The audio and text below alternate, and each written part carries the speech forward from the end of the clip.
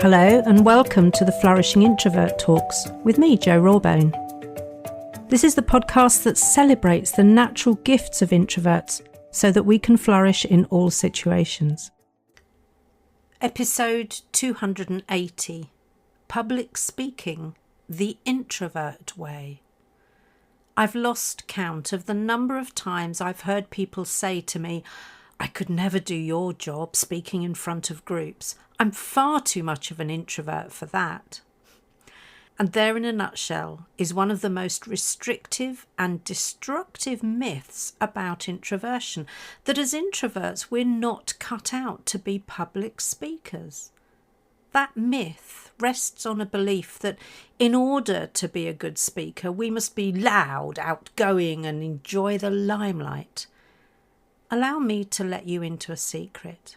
Those who do it for the glory and enjoy the limelight rather too much are often the least effective speakers because it's all about them. If you continue to believe that myth, you're at risk of your quieter, more thoughtful voice and input being sidelined. This robs workplaces, families and communities of the considered, reflective and calm contributions that we bring to the conversation, the meeting, the dais, the stage or the presentation. In spite of me exploring the power of your voice back in episode 257, how and indeed if we use our voice has been on my mind a lot recently and for a number of reasons. In part, it's because August's Dropping Pebbles in the Pond show will be featuring the uber-talented singer and vocal coach Clinton Jordan, and one of my coaching clients who wants to develop her presenting skills, and also because the deep resonance I found in my own voice whilst away on retreat recently. One thing I want to make clear early on in this episode is that I know just how tough finding, owning and using your voice can be for so many introverts who have, for one reason or another, ended up feeling not enough. So this episode is not about how to deliver a presentation. I deliver intensive trainings for that. No. This is what Patsy Rodenberg calls our right to speak.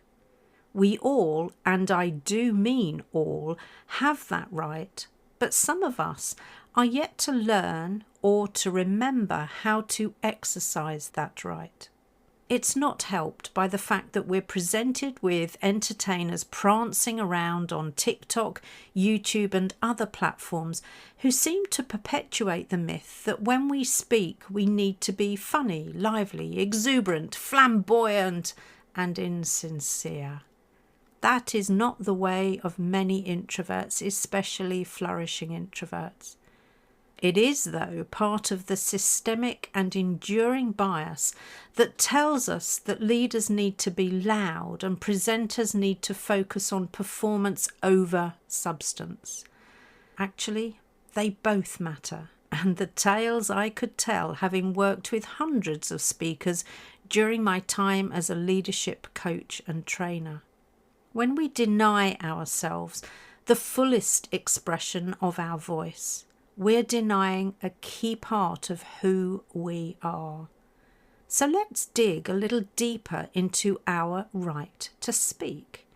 I'd like to start by reminding us all that using our voice is our birthright, not a privilege only extended to the confident or the extraverted. I know that many people become disconnected from their voice due to trauma, social conditioning, or internalized judgment. This means that regaining access to your voice is a powerful and transformational act of personal reclamation. If it helps, think of it as an act of purposeful rebellion. Part of the reclamation is to remember the connection your voice has to your breath, your body, and your emotions. It's an integral part of your identity. Many of us know we are effective communicators, especially one-to-one or in small groups. We already know that aspect of our personal agency. I wrote about the importance of personal agency recently in my Flourishing Nudge LinkedIn newsletter. I'll make sure the link is in the description. It's not unusual for we introverts to need to work on owning our identity and using our agency, which includes using your voice publicly. This is work I take very seriously, and as you might imagine, we focus on it throughout the frustrated to flourishing journey I take my clients on. The reality is, public speaking is a learned skill, not an inherited trait. A few years ago, I had a client, let's call her Jade, who was extremely nervous about public speaking, and yet she knew that in order to progress her chosen career, she needed to become more competent using this skill. She had, as many do, performance anxiety and a fear of judgment mixed with perfectionism about saying the wrong thing. This was compounded by negative experiences from her past, resulting in learned inhibition and a lack of psychological safety. We worked together on these things during a course and during one-to-one coaching, and the changes in her confidence and abilities was dramatic. I saw her deliver at a conference recently, and she delivered a natural, conversational and professional presentation, and there was no trace of her previous lack of confidence. So let me say again that the good news is that public speaking is a learned skill. But as with many skills, it's one you really have to want to develop. And speaking publicly isn't just about delivering a keynote at a conference.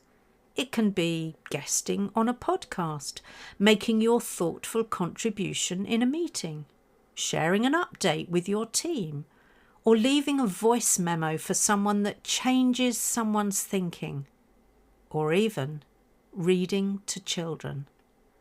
The mere thought of many of those scenarios can initiate stress and anxiety to the point where someone feels they will be unable to speak in a given situation. I've experienced that in the past, and many of my clients have too. So let me share some of the simple strategies and techniques that may get you past the anxiety. They do have a natural order to follow, especially if you're starting from scratch. Number 1, start by focusing on the breath to calm the nervous system. When we get anxious, we take shallow breaths into the upper chest. Now is the time to breathe long and slow down into the belly. Number 2, once you feel able to calm yourself about the situation, start with asynchronous formats like a podcast or a pre-recorded video. You don't have to watch or listen back initially, just get used to the speaking. Number 3, then prepare a selection of mini talks, something you really care about and you know well, so you can practice delivering them to some trusted peers or friends. You're not necessarily looking for feedback at this stage, just to have the experience of an audience listening to you. Number 4, now you're ready for something that many introverts struggle with, hearing your own voice. It's time to listen back to something you recorded so you can get used to the sound of your voice. This may take some time, I know it did for me, but persevere. It's part of your identity after all, so listen with kind ears. Number 5, once you're more used to the sound of your voice, listen to hear what you might do differently. Many of us speak too quickly in an attempt to get it over with. That doesn't help your listener.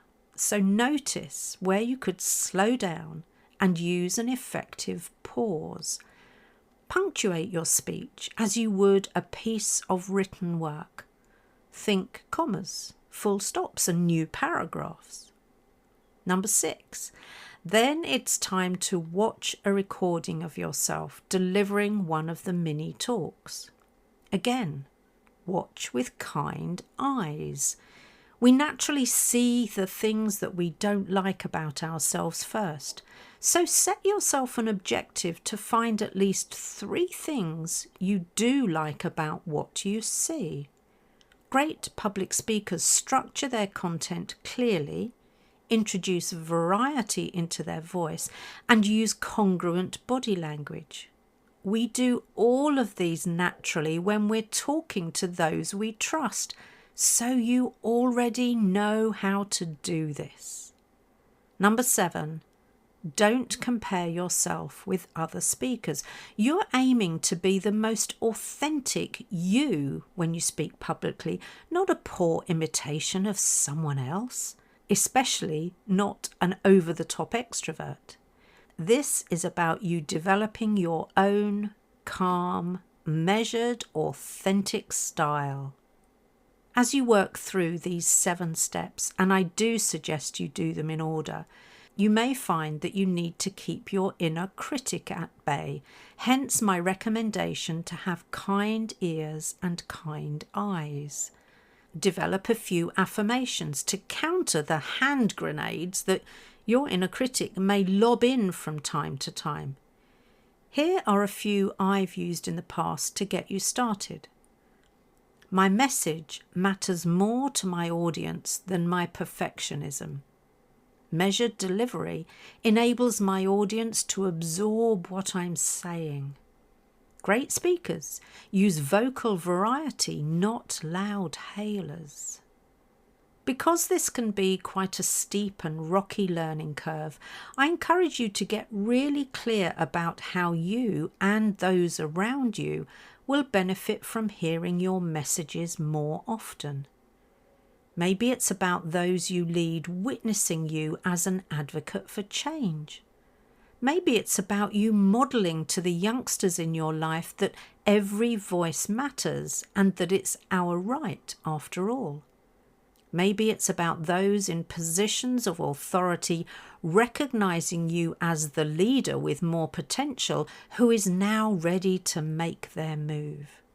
Remember, your voice is an integral part of your identity.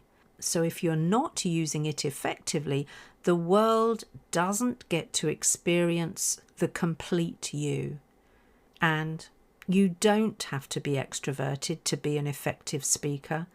You and your voice deserve space at the table and in the room.